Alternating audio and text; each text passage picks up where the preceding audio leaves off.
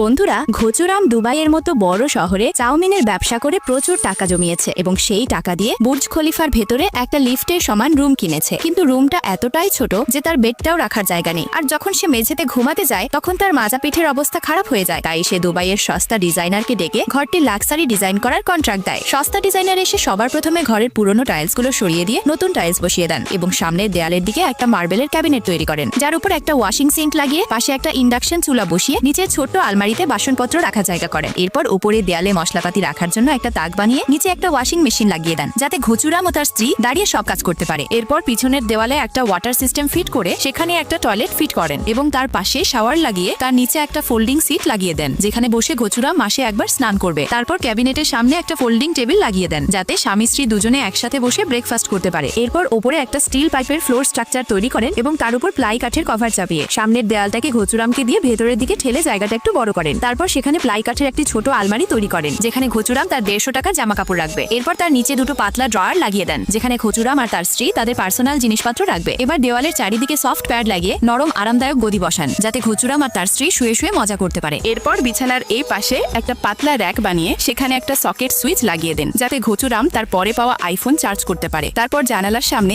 একটা folding table লাগিয়ে তার উপর একটা সস্তা ল্যাপটপ রাখেন, যেখানে ঘুচুরাম বসে বসে তার ব্যবসার টাকা হিসেব করবে। এবার পাশে দেওয়ালে একটা বড় প্রজেক্টর লাগিয়ে দেন, যাতে ঘুচুরাম ফাঁকা টাইমে কিরণমালা সিরিয়াল দেখতে পারে। এরপর সবশেষে বিছানার এই কোণার বালিশ সরিয়ে সেখানকার প্লাই তুলে নিচে একটা মই লাগিয়ে বেডরুমটির ফাইনাল লুক দেন। কিন্তু ফাইনাল লুকটি দেখার আগে বাবা মাকে কখনো কষ্ট দিও না, কারণ বাবা মাই একমাত্র মানুষ যারা নিজের সন্তানকে নিঃস্বার্থভাবে ভালোবাসতে পারে। তাই আজ সেই প্রিয় বাবা মায়ের জন্য ভিডিওটিতে একটা লাইক দিয়ে চ্যানেলটিকে সাবস্ক্রাইব করে দাও। আর ঘুচুরামের লাক্সারি রুমটা কেমন